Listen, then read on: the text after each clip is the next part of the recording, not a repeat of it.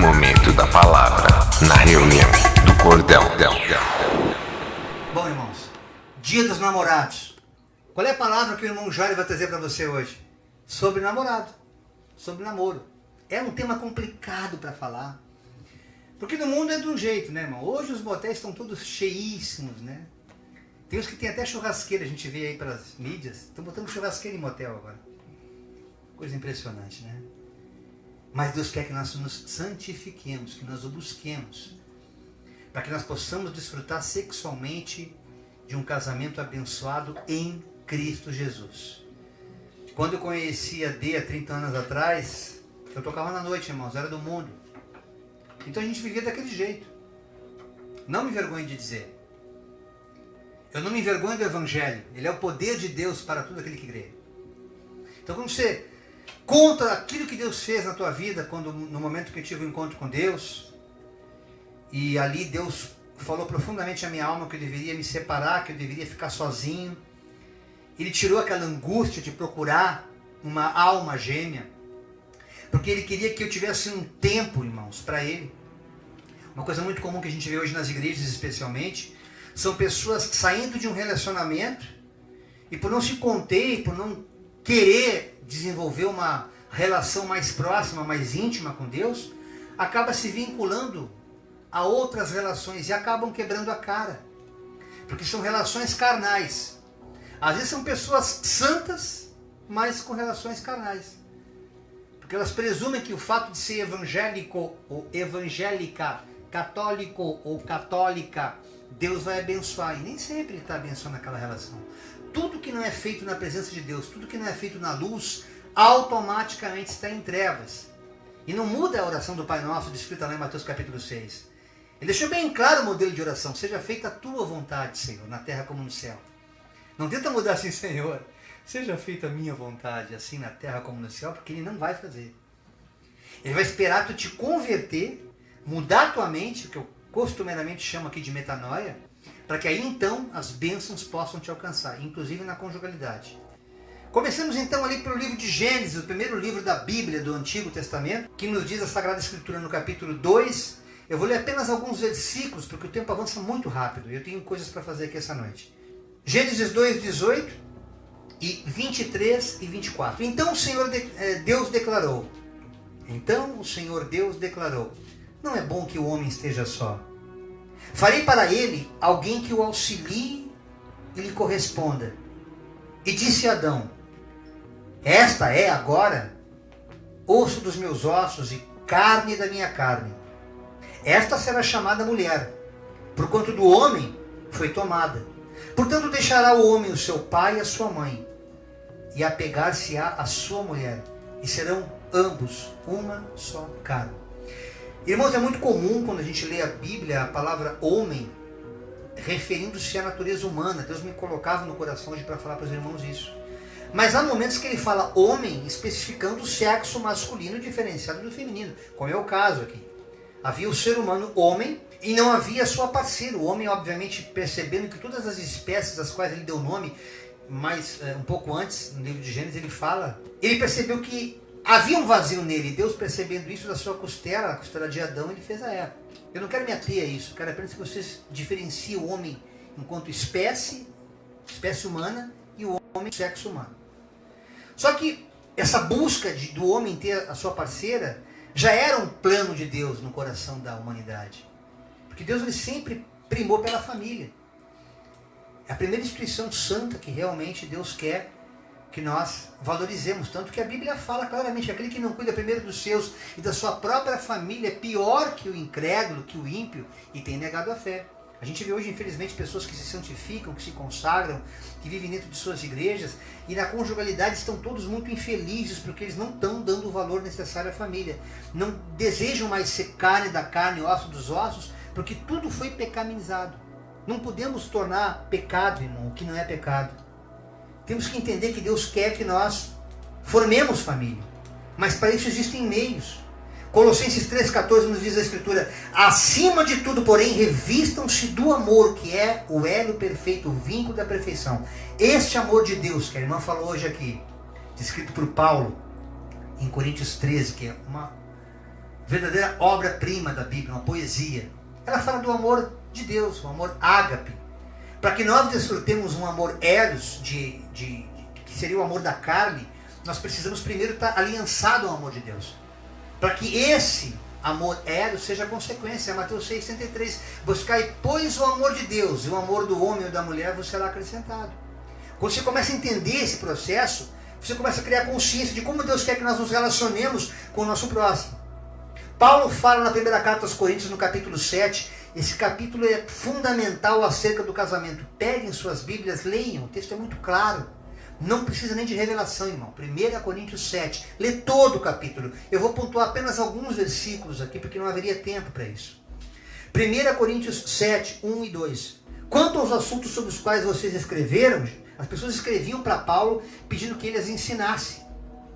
Corinto era uma cidade completamente depravada, sexualmente perdida, vivendo em prostituição, e Paulo instruía acerca de como deveria ser uma relação entre homem e mulher. Mas naquele ambiente de prostituição, por isso que é importante quando a gente lê as Escrituras, contextualizar com aquela época, para que nós possamos ter a revelação de saber quando ela se encaixa ou não no momento de hoje. E infelizmente a religião muitas vezes deturpa. Elas querem que Gênesis e Apocalipse se cumpram nos dias de hoje. Não é possível isso. Você enlouquece se tentar fazer isso. Porque a palavra de Deus não cai em contradição. A Escritura sim. Outro momento nós vamos falar mais profundamente sobre isso. Quanto aos assuntos sobre os quais vocês escreveram, é bom que o homem não toque em mulher. Paulo dizia que ficava quieto, não toca. Vocês vão se prostituir, vocês vão se perder. Vai acabar estragando a conjugalidade. Mas por causa da imoralidade, olha só o que Paulo está fazendo aqui. Por causa da prostituição, cada um deve ter a sua esposa e cada mulher o seu próprio marido. Então Paulo já estava falando que realmente era necessário cada um ter a sua família. Mas não dizia como é que seria isso. O amor é o vínculo da perfeição. Se você tem o amor de Deus no teu coração, automaticamente o amor eros vai se materializar. E você vai ter a sua esposa ou o seu esposo. Agora, para que isso aconteça, é necessário esse posicionamento. E Paulo descreve aqui claramente. Agora, como é que eu vou buscar esse amor? Olha que ele fala no mesmo capítulo 7, por isso eu reitero. Leiam, vocês que querem aperfeiçoar sua relação, seu namoro, você que está procurando na conjugalidade um parceiro ou uma parceira, não precisa ficar perguntando para o pastor, é esse pastor? É essa? O próprio Deus vai te mostrar. Não coloque na mão do homem aquilo que Deus quer fazer contigo, meu irmão e minha irmã. Primeira carta de Paulo aos Coríntios, no capítulo 7, versículo 9. Mas se não conseguem controlar-se, devem se casar. Pois é melhor casar-se do que ficar ardendo de desejo, ou abrasar-se. Isso, irmãos, é uma bênção e ao mesmo tempo uma maldição. Os crentes, para não ficar naquilo que eles chamam de fornicação, eles querem muitas vezes se precipitar e se juntar e se casar. Não é mais nem um namoro, já é um noivado, meio casamento. E acabam se perdendo na conjugalidade. Essa relação não dura mais do que 2 anos. Quiçá chegar a 3. Porque eles foram justamente não pelo amor em si, mas pelo sexo, pelo desejo, pela carne que os atraía. E essa relação não se fundamenta, porque o sexo não segura uma relação. O sexo ele só segura quando ele é complemento de uma relação cuja base é Cristo. Irmãos, você está ouvindo um cara que era do mundo, que teve muitos relacionamentos na conjugalidade. Eu não me envergonho de falar disso, porque isso ficou no passado. É coisa do velho homem.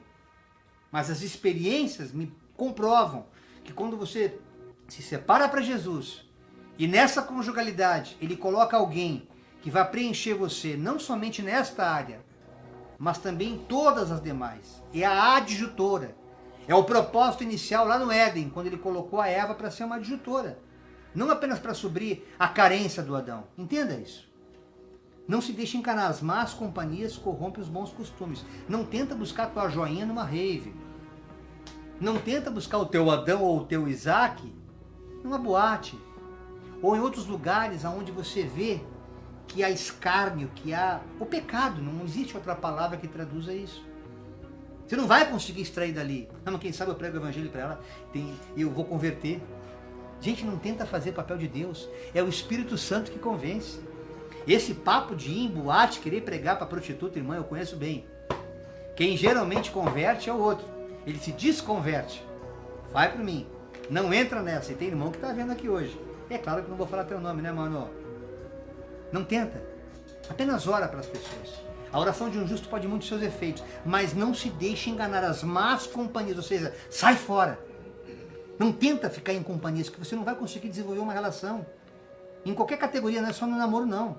O mesmo Paulo, agora na segunda carta aos Coríntios, no capítulo 6, versículos 14 e 15. Depois eu coloco a referência embaixo na reprise quando eu postar no YouTube. Segunda carta de Paulo aos Coríntios, capítulo 6, versículos 14 e 15. Não se ponham em julgo desigual com descrentes. Escute isso. Pois o que tem em comum a justiça e a maldade? Ou que comunhão pode ter a luz com as trevas? Que harmonia há entre Cristo e Belial? Que há de comum entre o crente e o descrente? Gente, a religião ela vê de uma forma muito dura isso. Porque se você não é evangélico, você já está em julgo desigual. Se você não professa a mesma fé religiosa, você não está de acordo com a Bíblia. E não é verdade, irmãos. Eu vejo muitos católicos casados com evangélicos que são muito felizes, porque professam a mesma fé, o mesmo amor em Cristo. Falta a informação, falta a instrução. E é por isso que é importante a gente se ater às Escrituras. O Paulo, ele vai aos poucos explicando, é tremendo que ele está falando com uma cidade que vive em prostituição. Então ele está falando assim que não tem como colocar em jogo desigual você que é cristão, está no meio daquela sacanagem toda que tem ali em Corinto, porque você não vai conseguir ter uma relação saudável, uma relação santa. Por isso que ele mais adiante no capítulo 7, primeira carta de Paulo aos Coríntios 7, 12 a 16, ele fala: aos outros eu mesmo digo isso, e não o Senhor. Olha só, tem coisas que a gente fala assim diz o Senhor. Uma profecia, é a direção da palavra, e outras é a revelação que a gente tem acerca da Escritura, acerca da experiência, da intimidade que a gente tem com Deus. Então a gente fala, olha, não é a Bíblia dizendo, mas é o Jairo falando. A gente muitas vezes vai instruir alguém. O que tu acha disso, pastor Jairo? Olha, baseado naquilo que eu já tenho por experiência, à luz do Evangelho, não que seja Deus dizendo, mas eu digo isto, e não o Senhor. É nessa contextualização que Paulo está dizendo aqui, na primeira carta de Paulo aos Coríntios 7, de 12 a 16. Se o irmão tem uma mulher descrente, e ela se dispõe a viver com ele, não se divorcie dela. Não se divorcie. Não é o fato dela não ser crente, que tu vai ter que largar ela agora que tu te converteu. Fica com ela. E se uma mulher tem marido descrente, e se ele se dispõe a viver com ela, não se divorcie dele. A gente vê muito comum hoje as pessoas querem o evangelho e outros, por ainda não ter o entendimento, achar que é uma religião, não querem estar na igreja, não querem estar numa reunião como essa, por exemplo. Não, essa religião eu não gosto, eu tenho a minha. É muito comum isso. Eu não me incomodo porque eu também já fui cego assim. Só Deus para abrir os olhos. Então, continua nessa conjugalidade e deixa que aos pouquinhos o Espírito Santo vai cutucar ele. Eu não quero ir lá. Vai pegar o Facebook e vai ficar espiando. Não quero saber dessa religião. Deus está falando aqui com alguém essa noite. Mas eu vou espiar depois lá, quietinho no banheiro com o telefone, quietinho. Essa palavra pode servir para mim. Ai, me arrepiei todo. O que será que foi isso? Foi vento? Vou fechar a porta. Não, é o Espírito Santo, cara. Falando contigo. Então não se separa. Não se divorcie do teu cônjuge porque você é crente, não. Pois o marido descrente é santificado por meio da mulher. E a mulher descrente é santificada por meio do marido. Se assim não fosse, os filhos que vocês gerassem seriam impuros. Mas agora eles são santos, porque uma está alicerçada, uma está agarrada com Deus. Então é isso que a conjugalidade faz. Todavia, se o descrente separar-se, que se separe. Em tais casos, o irmão ou a irmã não fica debaixo de servidão. Deus nos chamou para vivermos em paz. Você, mulher, como é que você sabe se vai salvar seu marido? Ou você, marido, como você sabe salvar essa mulher? Escute, começou o namoro. Quando a luz dos olhos teus e a luz dos olhos meus resolvem se encontrar, pega na mão, que o coração bate, e vamos se casar. Se casa. Para que time tu torce? Eu torço pro Grêmio, tu pro Inter, já tem problema. Os dois estão no mundo, mas já tem jogo desigual até nisso. Pensa que é brincadeira? Vai vendo. Aí um se converte. Ele não é mais nem de Inter nem de Grêmio, ele agora é de Jesus. Mas outro está agarrado no futebol, independente se for Grêmio ou Inter, porque aqui no Sul é assim. A pessoa quer a palavra e a outra não quer nada com Jesus. Os dois se amam. Os dois querem ter uma relação mais aprofundada. Se dão bem em tudo, mas um não crê na fé que a outra crê. É jogo desigual. Não tem como firmar luz com treva. Por isso que é importante a gente ser duro nessas horas e não deixar o emocional continuar empurrando com a barriga, algo que a pastora Denise daqui a pouquinho vai estar falando, que é muito comum nas relações. Dá trabalho separar. Não, irmãos. Namoro não dá trabalho, o que dá trabalho é destruição de família. São casamentos sólidos, que muitas vezes não se consegue nem com diálogo restaurar, porque houve um desgaste tão grande por parte dos cônjuges, que eles não conseguem mais se posicionar diante de Deus, segundo a vontade do Senhor. Eles não conseguem ter ambos o parâmetro que é a palavra de Deus. Cada qual tem a sua visão. Eu sou assim, é aquele evangelho meio estilo Gabriela. Eu nasci assim, eu cresci assim, eu vivi assim, vou ser sempre assim, Gabriela. E não se põe de acordo com o evangelho que pode mudar, que pode transformar, que pode mudar a mentalidade. Então esse tipo de relação, deixa seguir, porque você não sabe se ele vai ser salvo ou ela vai ser salva. Não adianta botar goela abaixo o evangelho. É melhor que você fique só, como Paulo disse. Deus está falando com pessoas que se queixaram aqui essa noite. Quando é que Deus vai resolver o meu problema de coração, de afetividade? Ele está resolvendo. Trazendo a tua consciência que nesse momento tu deve esperar, deve descansar no Senhor. A primeira carta de Paulo aos Tessalonicenses, no capítulo 5, versículo 20 a 22. Não tratem com desprezo as profecias, mas ponham à prova todas as coisas. E fiquem com o é bom, retenham o que é bom. Afaste de toda forma de mal, toda aparência do mal, tudo que aparentar maldade. Muitas vezes em igreja é muito comum um profeta dizer: essa é a tua varoa, esse é o teu varão. Em igreja, porque eu já vi de casamento destruído com esse tipo de coisa, vocês não têm ideia. Tentaram pegar para mim e para Denise uma vez: essa não é a tua mulher, a mulher que eu vejo contigo é uma mulher de fogo. A pessoa que me deu essa palavra, ela não estava totalmente errada. Ela não sabia é que Deus estava trabalhando, estava moldando o caráter cristão da minha esposa. Então muitas vezes uma profecia mal colocada, ou uma profetada, ou algo dito em um momento errado, por precipitação, eu sou um profeta, eu tenho que entregar algo, ele acaba sendo um mentiroso. E destrói vidas, porque a pessoa parte do pressuposto que porque ali tem um profeta, o que ele falar é verdade. Nem sempre, irmãos. Por isso que é importante a gente examinar tudo. E fugir de tudo aquilo que é mal, até uma profetada. A aparência do mal não é só aquilo que as pessoas possam pensar acerca daquilo que a gente está vendo. A aparência do mal dentro de igreja é uma coisa. A aparência do mal, você cristão no mundo, é outra completamente diferente. Porque Deus não vê o homem como o homem vê, Deus vê o coração. Mas você sabe como é que o diabo trabalha no mundo espiritual. Eu lembro que na ocasião em que nós congregávamos na igreja, em termos de instituição, porque hoje nós somos igreja, havia uma proibição de que nós nos relacionássemos até de ficar perto um com o outro. Eu fui muito firme com o pastor na época e falei assim: olha, pastor, eu vou dizer uma coisa. Eu não tenho muita experiência como evangélico, mas eu tenho uma experiência espiritual muito forte. Eu sei que se eu abrir brecha para o diabo, ele me detona. E nós íamos muito buscar Deus, eu e ela, de moto, nas vigílias. Deus falava com a gente de tudo quanto era jeito. Os livramentos que a gente teve de acidente, lembra dele? De carro que se perdia, vinha rodando ao nosso lado, nem encostava na moto. Se eu tivesse com brecha, se eu tivesse dando algum tipo de crédito para Satanás, nós não estaríamos nem aqui fazendo essa obra, já teria recolhido a gente. Então a aparência do mal é aquilo que possa aparentar mal aos olhos de Satanás. Porque se você colocar tudo aos olhos do homem, o homem é coração enganoso. O homem ele faz o que ele não deve fazer, que o papel de julgar é de Deus, não é do homem. Então só por aí, essa palavra cai por terra no seguinte contexto, nessa hermenêutica que o religioso faz. A aparência é aquilo que aos olhos de Deus, você tem essa consciência. Sabe que há coisas que você está fazendo, vai fazer mal a Deus. Deus está se entristecendo contigo. Então afaste-se. Você do teu quarto deve estar fazendo alguma coisa que está entristecendo a Deus. Ninguém está te vendo, só Deus.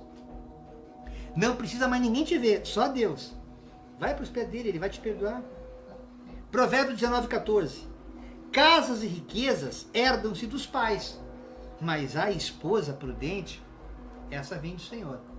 Não adianta tu querer por herança alguém que você acha assim, por companhia, por amizade, que você vai ter como herança de uma amizade, não. Só se aquilo estiver no centro da vontade de Deus. Por isso que é importante você correr para os pés do Senhor. A oração que eu fazia era semelhante à que a Denise fazia. Só que ela pedia para Deus: se não for da vontade do Senhor, tira o joelho do meu caminho, porque eu o amo. Ela já sabia, eu não. Eu, Senhor, eu não sei quem é, mas eu sei que tu já tem preparado alguém. Na sinceridade da oração, nós nos encontramos espiritualmente. Já nos conhecemos há mais de 30 anos, mas esse encontro de alma aconteceu quando nós nos submetemos a Deus. Compreendam isso, irmãos. 1 Tessalonicenses 4, 3 a 5, é o que eu estou falando agora. A vontade de Deus é que vocês, casais, namorados, sejam santificados. Abstenham-se da imoralidade sexual. Ah, começou o sermão. É, irmão. É. Quando eu comecei a namorar a Denise, a gente ficou, como é que foi? A gente contou sem ter relações 2 anos, 362 dias, não foi? É. Ficamos 2 anos, 363 dias sem sexo. É mole? Uma pessoa já adulta. A gente está falando para adolescentes e para adultos aqui, para solteiros e casados. Mas eu havia feito um propósito com Deus, que Deus confirmasse a minha esposa. E no leito nupcial, após o casamento, eu me deitaria com ela. Sendo que nós no mundo andávamos normal, como qualquer pessoa está fazendo hoje, nesse dia dos namorados. Mas quando você tem uma consciência em Cristo, as coisas velhas passam e tudo se faz novo. Você é a nova criatura. Então o teu comportamento tem que ser diferente. E olha o que Paulo continua falando aqui, irmãos. Cada um saiba controlar o seu próprio corpo de maneira santa e honrosa, não dominado pela paixão de desejos desenfreados, como os pagãos que desconhecem a Deus. Outrora eu também desconhecia. Eu conhecia religiões, mas Deus eu não conhecia. Eu vim conhecer através do Evangelho, através de Jesus. Hebreus 13, 4. O casamento deve ser honrado por todos. O leito conjugal conservado puro, pois Deus julgará os imorais e os adúlteros. Isso é coisa muito séria. Santidade é necessária para que nós possamos aperfeiçoar o casamento e a conjugalidade. Isso aqui não é caretice, irmãos. Isso aqui é segredo espiritual. E eu encerro com a primeira carta de Paulo aos Coríntios, no capítulo 6, versículo 18 a 20. Fujam da imoralidade sexual. Todos os outros pecados que alguém comete fora do corpo, os comete. Mas quem peca sexualmente, peca contra o seu próprio corpo. Acaso vocês não sabem que o corpo de vocês agora é santuário do Espírito Santo que habita em vocês? Que lhes foi dado por Deus e que vocês não são de vocês mesmos? Vocês foram comprados por alto preço. Portanto, glorifiquem a Deus com o seu próprio corpo. Irmãos, é muito sério isso. Que nesse dia dos namorados, você possa realmente passar para o teu cônjuge que ainda não tem essa informação. Essa verdade espiritual. Essa santificação vai fazer toda a diferença na vida futura conjugal de vocês. Que Deus abençoe nesse dia dos namorados, casais já casados. E aqueles que estão simplesmente enamorados, que é uma expressão espanhola que quer dizer apaixonados. Paixão é um sentimento meramente carnal, é química. Ela tem um tempo, ela tem uma data para acabar a validade. Vai cair em caducidade. Agora, o amor, esse nunca acaba, como o Coríntios 13 fala. A fé, a esperança e o amor. Desses, porém, o amor, esse nunca acaba. Eu chamo agora aqui a pastora Denise, que vai falar algo para vocês, sentadinha aqui no meu lugar, algo que ela tem para ler. E a gente já está encerrando daqui a pouquinho a nossa reunião do cordão do dia dos namorados. Paz, irmãos. É diferente estar do lado de cá. Estou acostumada a ficar do lado de lá. Então, não é uma aula. Os irmãos sabem que eu sou professora, mas não é uma aula. É apenas algumas dicas que a gente anotou. São 7 dicas para um namoro saudável. Antes de começar a namorar alguém, conheça-o bem através de uma boa e verdadeira amizade. Um pré-namoro. É de uma amizade sincera que pode acontecer um namoro, portanto, não seja afoito. Não comece a namorar só porque o outro tocou o seu coração. Conheça-o primeiro e, uma vez convicto desse desejo e consolidado o namoro, não deixe Deus fora desse relacionamento, pois será Ele quem poderá perpetuar essa relação através de um casamento sólido, abençoado. Pois foi Ele quem instituiu. Essa foi a primeira dica. Só comece a namorar quando tiver a convicção de que pretende constituir uma família. Mesmo sendo apenas um namoro, Sem este objetivo na vida, envolver-se conjugalmente com alguém fica sem sentido, como qualquer coisa que façamos sem ter um propósito. Façam desse namoro um tempo de se conhecerem mutuamente e assim poderem avaliar se esta relação deve ou não continuar. Podemos até nos envolver com um estranho, mas não se ama quem não se conhece, apenas nos apaixonamos. Não tenha medo de mostrar ao outro a sua realidade e a de sua família. Se seu companheiro ou companheira não o aceitar como e quem você é, assim como a sua família, com as qualidades e defeitos, é porque não o ama de verdade. Como fala a carta do apóstolo Paulo, primeira carta aos Coríntios, capítulo 13, versículo 7. O amor tudo sofre, tudo crê, tudo espera, tudo suporta. A quinta dica: não deixe o egoísmo tomar conta do seu namoro. O egoísmo mata o amor e destrói o relacionamento. Incentive-se um ao outro a crescerem humana e espiritualmente, para que este crescimento os amadureça e os direcione a uma efetiva e afetiva conjugalidade. Não faça do seu namoro uma vida de casado, com uma vida sexual e intimidades conjugais precocemente ativas. Não prenda seu namorado pelo sexo. Não faça do sexo uma arma, porque a vítima pode ser você. Amanhã este namoro pode terminar e a marca ficará em você, sobretudo e especialmente na mulher. E a sétima e última dica: num namoro ciumento e passional, no qual só existem brigas e reclamações, não tenha medo de terminar esta relação. Não empurre o problema com a barriga, pois, como está escrito na primeira carta do apóstolo Paulo aos Coríntios, capítulo 13, no versículo 4, o amor não arde em ciúmes e nem se ensoberbece.